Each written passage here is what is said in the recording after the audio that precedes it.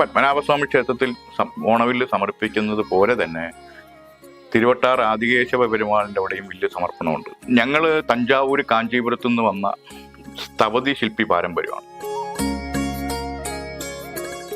ഇപ്പൊ ശ്രീ പത്മനാഭസ്വാമിയുടെ വലിയ വിഗ്രഹത്തിന്റെ നടുക്ക്, അതായത് ശിവേലി നടത്തുന്ന വിഗ്രഹത്തിന്റെ രണ്ട് വശങ്ങളിലായിട്ടാണ് ഈ പത്മനാഭസ്വാമിയെ ചാർത്തുന്നത്. നമസ്കാരം. ലോകത്തിന്റെ ഏത് ദിക്കിലുള്ള മലയാളികളും ഈ ഒരു കാലം, അതായത് ഓണക്കാലം, അത് കൃത്യമായിട്ട് ആഘോഷിക്കും. കാണം വിറ്റും ഓണം ഉണ്ണണം എന്നൊക്കെയാണ് പറയുന്നത്. ഈ ഒരു സമയത്ത് മലയാളികൾ ഏറ്റവും കൂടുതൽ കാണുന്നതും അല്ലെങ്കിൽ അറിയാൻ ശ്രമിക്കുന്നതുമായിട്ടുള്ള ഒരു കാര്യമാണ് ഓണവില്ല് എന്നുള്ളത്. ഒരുപാട് ഐതിഹ്യങ്ങൾ, വർഷങ്ങൾക്ക് മുമ്പുള്ള ഐതിഹ്യങ്ങളാണ് ഈ ഓണവില്ലിന്റെ പിറകിലുള്ളത്. അത് അറിയാൻ വേണ്ടി, അതിന്റെ കാഴ്ചകൾ പങ്കുവയ്ക്കാൻ വേണ്ടിയാണ് നമ്മളിപ്പോൾ ഇവിടെ നിൽക്കുന്നത്.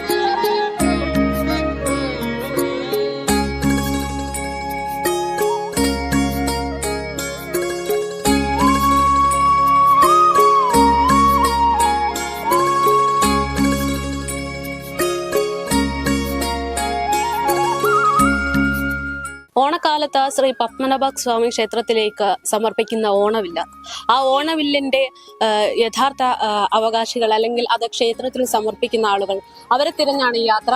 കൂടുതൽ വിവരങ്ങൾ അവരിൽ നിന്ന് നമുക്ക് അറിയാം. നമ്മൾ കേരളത്തിലെ ഏറ്റവും പ്രത്യേകത ഉള്ള ഒരു കാര്യമാണ്, ഒരു കെട്ടിനകത്ത് പല സംസ്കാരങ്ങളുള്ളത്. കെട്ടുകാഴ്ചയായിരുന്നാലും ചിത്രപ്പണിയായിരുന്നാലും കൊത്തുപണിയായിരുന്നാലും കലകളിൽ വിവിധ തരത്തിലുള്ള കലകളായിരുന്നാലും എല്ലാം ഓരോ ദേശത്ത് പ്രത്യേകം വ്യത്യസ്തമായ രീതിയിലാണ്.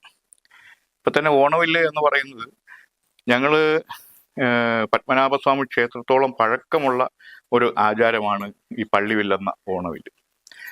എന്നാൽ തെക്കൻ കേരളത്തിൽ ഇത് ഓണവില്ലൊരു ചിത്രരചനാ ശില്പമായിട്ടും വടക്കൻ കേരളത്തിൽ ഇതൊരു വാദ്യോപകരണമായിട്ടാണ് അറിയപ്പെടുന്നത്. അപ്പൊ ഒരേ രീതിയിലുള്ള പേരിൽ അറിയപ്പെടുന്നത് രണ്ട് കലകൾ ഉണ്ട്, ചിത്രകലയും വാദ്യകലയായിട്ടാണ്. അപ്പോൾ കൊട്ടിപ്പാടുന്ന ഒരു വാദ്യോപകരണമാണ് ഓണവിൽ. പക്ഷെ ഇതിന് തിരുവിതാംകൂറിൽ അറിയപ്പെടുന്നത് പള്ളിവില്ലെന്നുള്ള പേരിലാണ്. ഭഗവാൻ പള്ളി കൊണ്ട് കിടക്കുന്നു. പള്ളി എന്ന് പറയുന്നത് ബഹുമാന സൂചകമായിട്ടുള്ളൊരു വാക്കാണ്. ഇപ്പൊ പള്ളിപ്പലക, പള്ളി ഉണർത്തൽ എന്നൊക്കെ പറയും പോലെ ആ പള്ളിവില്ല് എന്നുള്ള പേരിലാണ് ഇത് അറിയപ്പെടുന്നത്. ഇതിനൊരു ഐതിഹ്യമായിട്ട് പറയുന്നത്, നമ്മൾ ഓണം ആഘോഷിക്കുന്നത് മഹാവിഷ്ണുവിന്റെ വാമനാവതാര ദിനത്തിലാണ്. വാമനാവതാരമെടുത്ത ആ കാലഘട്ടത്തിലാണ് നമ്മൾ ഓണം ആഘോഷിക്കുന്നത്. കേരളത്തിലെ ചക്രവർത്തിയായിരുന്ന മഹാബലി ചക്രവർത്തിയെ സുതലം എന്ന് പറയുന്ന സ്വർഗത്തിലേക്ക്, പാതാളം എന്ന് പറയും, സ്വർഗത്തിലേക്ക് പറഞ്ഞയക്കും മുമ്പ് മഹാബലിക്ക് മഹാവിഷ്ണുവിനോട് ഒരാഗ്രഹം പറയും.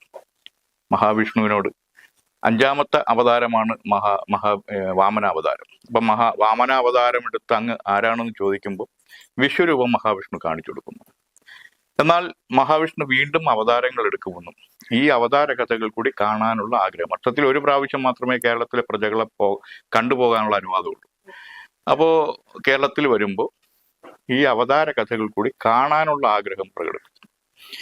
അപ്പോ അതിനുള്ള ഏക പോംവഴി ചിത്രങ്ങൾ ആണ്. നമ്മളിപ്പോൾ ഫോട്ടോ ആയിട്ട് ഉപയോഗിക്കുന്നത് പോലെ ചിത്രങ്ങളാണ്. ഇപ്പൊ പ്രപഞ്ച ശില്പിയായ വിശ്വകർമ്മദേവനെ മഹാവിഷ്ണു പ്രത്യക്ഷപ്പെടുത്തിയിട്ട് മഹാബലിയുടെ ആഗ്രഹം അറിയിക്കും. വിശ്വകർമ്മദേവൻ ആദ്യ രചന നടത്തിയെന്നാ പറയുന്നത്. അതായത് എടുത്ത അവതാരങ്ങൾ മത്സ്യം, കൂർമ്മം, വരാഹം, നരസിംഹം, വാമനൻ, പിന്നെ എടുക്കാൻ പോകുന്ന അവതാരങ്ങളായ പരശുരാമൻ, ബലരാമൻ, ശ്രീരാമൻ, ശ്രീകൃഷ്ണൻ, കൽക്കി, ഈ അവതാരങ്ങൾ കൂടി ചേർത്ത് ഒരു തടിയിൽ വരച്ച് കാണിക്കുന്നു. അപ്പൊ ദശാവതാര വില്ല് അങ്ങനെയാണ് സൃഷ്ടിയാവുന്നത്. എന്നിട്ട് കാലാകാലങ്ങളിൽ മഹാബലി ചക്രവർത്തി വരുമ്പോൾ ഈ അവതാര കഥകൾ ചിത്രങ്ങളായിട്ട് വരച്ച് തന്റെ പിൻഗാമികളെ കൊണ്ട് വിഷ്ണു സന്നിധിയിൽ സമർപ്പിക്കാവുന്ന ഒരു വാക്ക് കൊടുക്കും. അപ്രകാരം നടക്കുന്ന ഒരു ചടങ്ങാണ് ഈ പള്ളിവില്ലെന്ന ഓണവില്ല്. ശ്രീപത്മനാഭസ്വാമിയുടെ ജന്മനക്ഷത്രമായ തിരുവോണനാളിൽ, ചിങ്ങമാസത്തിലെ തിരുവോണനാളിൽ സമർപ്പിക്കുന്നത്. ഇതൊരു ആചാരമാണ്. 1 മണിക്കൂറോളം നീണ്ടു നിൽക്കുന്ന ഒരു ആചാരം ക്ഷേത്രത്തിനകത്തുണ്ട്. ഞങ്ങൾ ഇവിടുന്ന് ഉത്രാട നാളിൽ അവിടെ ക്ഷേത്രത്തിൽ സമർപ്പിക്കുന്ന 12 വില്ലുകളാണ്. അനന്തശയനം, ദശാവതാരം, ശ്രീരാമ പട്ടാഭിഷേകം, ശാസ്താവ്, കൃഷ്ണലീല, വിനായകൻ, അങ്ങനെ 6 തരത്തിലുള്ള വില്ലുകളാണുള്ളത്. ഈ 6 വില്ലുകൾ ഓരോ ജോഡി വീതം 12 വില്ലുകൾ ഞങ്ങൾ വളരെ പ്രതിശുദ്ധിയോടുകൂടി 41 ദിവസത്തെ കഠിനമായ വ്രതത്തോടു കൂടിയാണ് ഇപ്പൊ തയ്യാറാക്കുന്നത്. കാരണം ശ്രീകോവിലിനകത്ത് കയറ്റുന്ന വില്ലുകൾ ഇത് മാത്രമേ കയറ്റുകയുള്ളൂ. ഈ 12 വില്ലുകൾ മാത്രമേ അതാത് ശ്രീകോവിലുകൾ, അവിടെ ശ്രീപത്മനാഭസ്വാമിയും മറ്റു ദേവന്മാരായ ശ്രീകൃഷ്ണൻ, ശാസ്താവ്, ശ്രീരാമൻ, അങ്ങനെയുള്ള ദേവന്മാരുടെ വിഗ്രഹത്തിൽ ചാർത്തുന്നത് ഞങ്ങൾ കുടുംബത്തിൽ നിന്ന് ചെയ്ത് സമർപ്പിച്ച വില്ലുകൾ മാത്രമാണ്.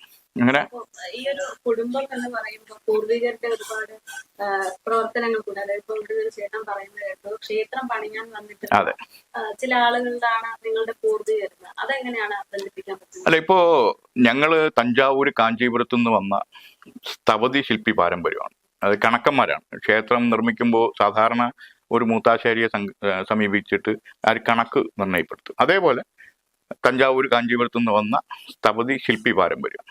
അപ്പൊ പത്മനാഭസ്വാമി ക്ഷേത്രം ചെയ്യാൻ വന്ന ശില്പികളുടെ പാരമ്പര്യമാണ്. ഈ തിരുവനന്തപുരത്ത് പത്മനാഭസ്വാമി ക്ഷേത്രത്തിന്റെ ചുറ്റുവട്ടത്ത് ധാരാളം ഈ സമുദായത്തിൽപ്പെട്ട ആൾക്കാർ താമസിക്കുന്നുണ്ട്. പഞ്ചകർമ്മികളാണ്. ഇപ്പം മരപ്പണിയായിരുന്നാലും ഇരുമ്പ് പണിയായിരുന്നാലും വാർക്കുന്ന പണി, വെങ്കലപാത്രം വാർക്കുന്നവരായിരുന്നാലും കൽപ്പണി ശില്പിയായിരുന്നാലും സ്വർണ്ണപ്പണി ചെയ്യുന്നവരായിരുന്നാലും ഒക്കെ ഈ 5 പേരും ഈ ക്ഷേത്രത്തിന്റെ ചുറ്റോട്ട്, ഈ ക്ഷേത്രത്തിൽ എല്ലാ ബന്ധമുള്ള ഒരു വർഗമാണ്. 5 പേരും 5 വിഭാഗത്തിൽപ്പെട്ട ഒരു ക്ഷേത്രത്തിൽ ബന്ധമുണ്ട്. ഇപ്പൊ ഞങ്ങള് ഈ കരമന പ്രദേശത്ത് താമസിക്കാൻ വന്നിട്ട് 8 തലമുറകളായി, തലമുറകളോട് താമസിക്കുകയാണ്. ഇപ്പൊ ഇവിടെ നിന്നാണ് ക്ഷേത്രത്തിലെ പുനരുദ്ധാരണ സമയത്ത് പോലും ഈ ഭൂമിയിൽ നിന്ന് വച്ചിട്ടാണ് കണക്കുകൾ നിർണ്ണയപ്പെടുത്തി അമ്പലത്തിൽ പോയിട്ടുള്ളതായിട്ട് പൂർവികർ പറഞ്ഞു തന്നിട്ടുണ്ട്. അപ്പൊ അത്ര ബന്ധമുണ്ട്. മാത്രമല്ല, ഈ കുടുംബത്തിൽ ധാരാളം ചിത്രകാരന്മാരുണ്ട്, ശില്പികളുണ്ട്. അങ്ങനെ ജന്മം കൊണ്ട് തന്നെ ഇത്തരം കലാകാരന്മാരായിട്ട് ജനിച്ച ഒരു ഭൂമിയും കൂടിയാണ്. എൻ്റെ അനുജൻ ക്ഷേത്രശില്പിയാണ്, ഒരുപാട് ക്ഷേത്രങ്ങൾ ചെയ്തിട്ടുണ്ട്. ഇപ്പൊ പൂജപ്പുര സരസ്വതി മണ്ഡപത്തിന്റെ അലങ്കാര ഗോപുരം എടുത്തു പറയാവുന്നത്. ഇപ്പൊ ഞങ്ങൾക്ക് പിന്നെ പൂജപ്പുര സരസ്വതി മണ്ഡപത്തിന്റെ ശില്പിയാണ്, പേര് സുദർശൻ എന്നാണ് അറിയപ്പെടുന്നത്. അനുജനാണ്. അതുപോലെ എൻ്റെ കൂടെ ഇരിക്കുന്ന എല്ലാം അനുജന്മാരാണ്. ഒരു ഉമേഷ് കുമാർ, സുലഭൻ, പിന്നെ മക്കൾ അനന്തപത്മനാഭൻ, അനുജന്റെ മകള് ശിവപാർവതി. ഇപ്പൊ അടുത്ത തലമുറയിൽപ്പെട്ട ഒരു കുഞ്ഞുണ്ട്, അദ്വിക എന്ന് പറയുന്നത്.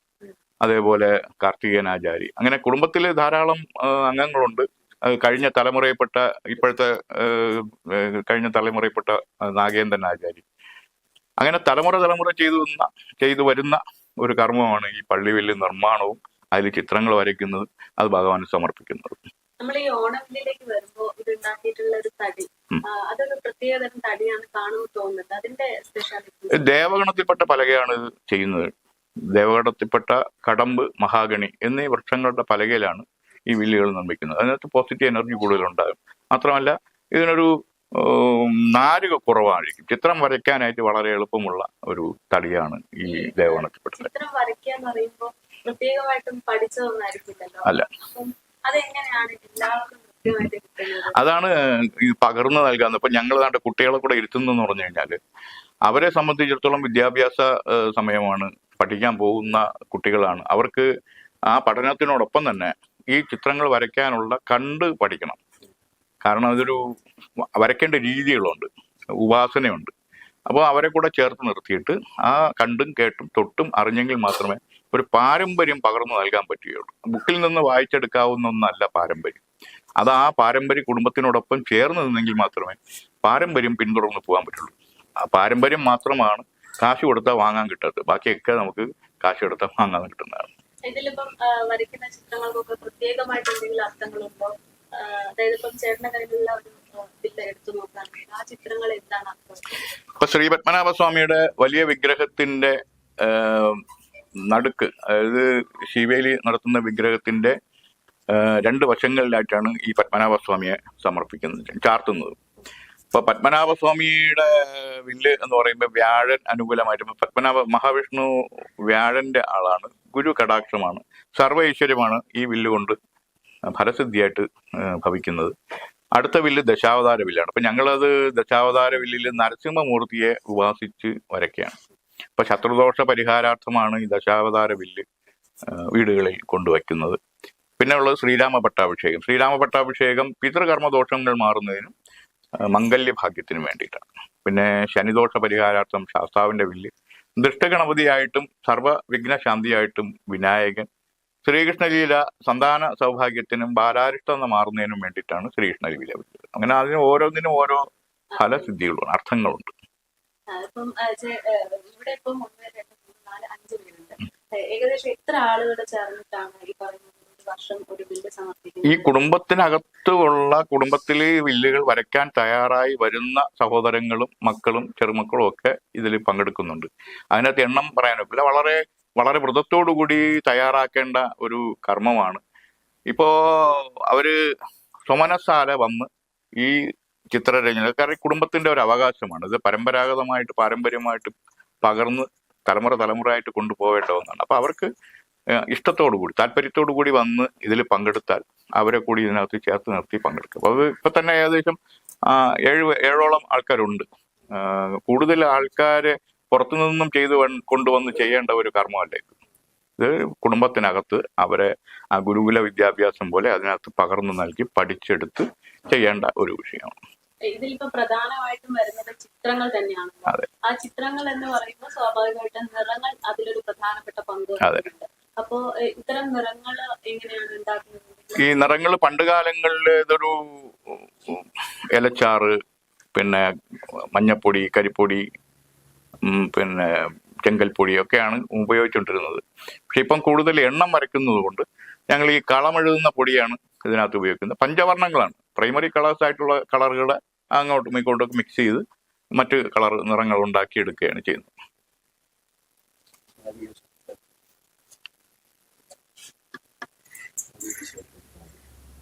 ചോദിക്കണം. ചെറുപ്പം മുതലേ കേട്ടിട്ടുള്ള കാര്യമാണ് പത്മനാഭസ്വാമി ക്ഷേത്രം എന്ന് ഇപ്പൊ നിങ്ങളൊക്കെ പറയുമ്പോൾ നമുക്ക് മനസ്സിലാവുന്നുണ്ട്.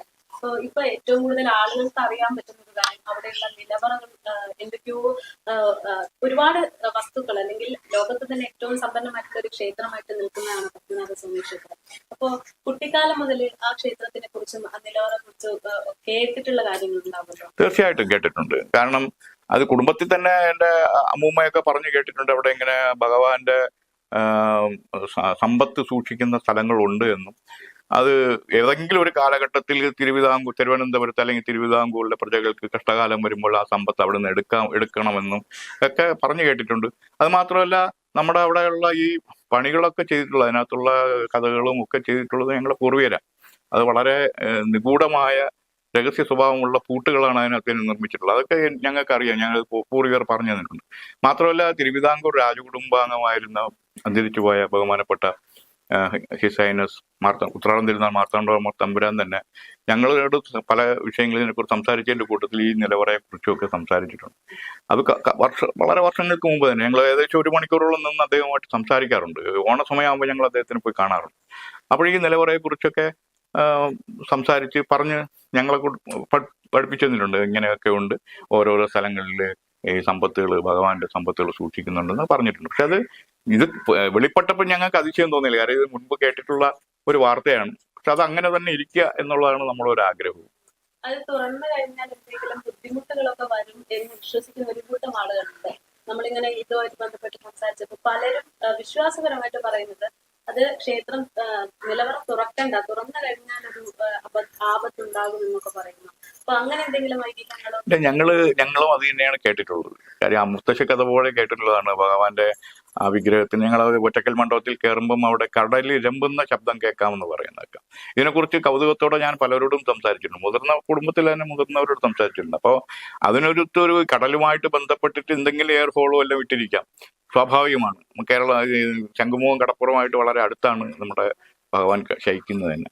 മാത്രമല്ല ഈ നിലവറയെക്കുറിച്ച് അങ്ങനെ ഒരു പ്രത്യേകമായ ഒരു കാര്യങ്ങളൊന്നും കൂടുതൽ ഞങ്ങൾക്ക് അങ്ങനെ പറഞ്ഞൊന്നും തന്നിട്ടില്ല. കാര്യം അത് അവിടെ രഹസ്യമായിട്ടിരിക്കട്ടെ, സമ്പത്ത് അവിടെ തന്നെ ഇരിക്കട്ടെ. ഭഗവാന്റെ സമ്പത്ത് ഭഗവാന് തന്നെയാണ്.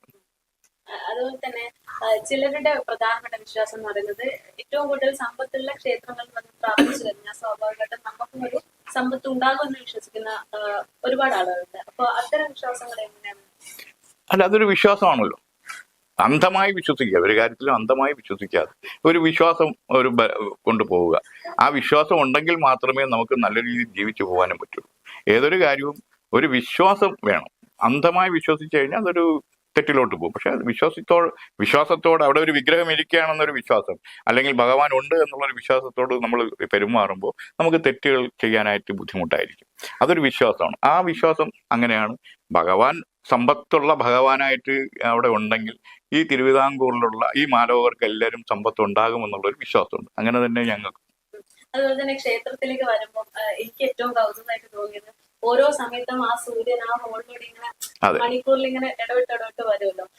അത് പ്രധാനമായിട്ടും എന്റെ ഒരു കാഴ്ചപ്പാടിൽ അത് ആ ക്ഷേത്രത്തിന്റെ നിർമ്മിതി കൊണ്ടാണ് അങ്ങനെ കാണുന്നത്. തീർച്ചയായിട്ടും. അപ്പൊ ആ ഒരു നിർമ്മിതിനെ കുറിച്ച് ശരിക്കും പറയുകയാണെങ്കിൽ നിങ്ങൾക്ക് ഒരു അഭിമാനമായിരിക്കും. തീർച്ചയായിട്ടും. അതായത് അന്നത്തെ ശില്പികൾ ആർക്കിടെക്റ്റുകളാണ്, അതായത് എഞ്ചിനീയർമാരാണ്. അവര് ഓരോ തൂണിലും തുരുമ്പിലും കണക്കുകൾ കണ്ടെത്തുന്നവരാണ്. അതിനകത്ത് ഇത്ര വിടവിലൂടെ ഓരോ മാസങ്ങൾ കടന്നു പോകുമ്പം മേടമാസത്ത് വരുന്ന ഓരോ ദിവസങ്ങളിലും ഓരോ മാസവും ഓരോ സൂര്യൻ ഇങ്ങനെ സഞ്ചരിച്ചു വരുന്നു എന്നും അത് ദീർഘദൃഷ്ടിയോടുകൂടി കാണുന്നതാണ്. അങ്ങനെ കണ്ടിട്ടാണ് ചെയ്യുന്നത്. ഇപ്പൊ നമ്മള് ഒരു ഉദാഹരണം, നമ്മൾ ഈ ചുണ്ടൻ വള്ളം ഉണ്ടാക്കുന്നുണ്ട്.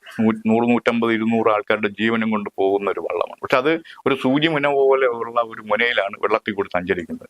ആലോചിച്ച് നോക്കൂ, അപ്പുറത്തും ഇപ്പുറത്തും മറിഞ്ഞു വീഴാൻ സാധ്യതയുണ്ട്. പക്ഷെ അന്നത്തെ കണക്കാണ്, അതൊരു കണക്കാണ്. ആ കണക്കറിയാവുന്ന വിശ്വകർമ്മജരായിട്ടുള്ള മൂത്താശാരിമാര് ഇപ്പോഴും ഉണ്ട്, അപ്പോഴും ഉണ്ടായിരുന്നു. ഈ ലോക സൃഷ്ടിയിൽ തന്നെ പലതരം കണക്കുകൾ അവരുടെ സൃഷ്ടിയിലൂടെ ഉയർന്നിട്ടുണ്ട്. അതൊരു അത്ഭുതം തന്നെയാണ് ശ്രീ പത്മനാഭസ്വാമി ക്ഷേത്രം. ഞങ്ങൾ പത്മനാഭസ്വാമി ക്ഷേത്രത്തിൽ ഓണവില്ല് സമർപ്പിക്കുന്നത് പോലെ തന്നെ തിരുവട്ടാർ ആദികേശവ പെരുമാളിന്റെ അവിടെയും വില്ല് സമർപ്പണമുണ്ട്. കാരണം പത്മനാഭസ്വാമിയുടെ ജ്യേഷ്ഠ സഹോദരൻ എന്നുള്ള പേരിലാണ് ആദികേശവ പെരുമാളിനെ അറിയപ്പെടുന്നത്. പക്ഷേ ഈ പത്മനാഭസ്വാമി ക്ഷേത്രം വരുന്നതിന് മുമ്പേ ഉള്ള ക്ഷേത്രമാണ്. തിരുവിതാംകൂറിന്റെ തലസ്ഥാനമായിട്ടാണ് അവിടെ അറിയപ്പെടുന്നത്. അവിടെ ഈ വില്ല് സമർപ്പണമുണ്ട്. അതൊരു ഞങ്ങളുടെ കുടുംബത്തിൽപ്പെട്ട തന്നെ, ഞങ്ങളുടെ കൊല്ലത്തിൽപ്പെട്ട ഒരു കുടുംബമാണ് അവിടെ സമർപ്പിക്കുന്നത്. അത് വൈകുന്നേരമാണ്. ഇവിടെ രാവിലെയാണ്. അവിടെ പടിഞ്ഞാറോട്ട് ദർശനം നടത്തി ശയിക്കുന്ന ഭഗവാനും ഇവിടെ കിഴക്കോട്ട് ദർശനം നടത്തി ശയിക്കുന്ന ഭഗവാനാണ്. അതുകൊണ്ടാണ് ഇവിടെ കിഴക്ക് ഭാഗത്ത് ഉദിച്ചു വരുന്ന സൂര്യനെ പോലെ ഞങ്ങൾ കിഴക്ക് നിന്നും ഈ ചടങ്ങ് നടത്തുകയും അവിടെ വൈകുന്നേരം അസ്തമന സമയത്ത് അവിടെ പടിഞ്ഞാറ് ഭാഗത്ത് ഈ ചടങ്ങ് നടത്തുകയും ചെയ്യുന്നു. അതാണ് ഇതിന്റെ ഒരു പ്രത്യേകത. അതാണ്.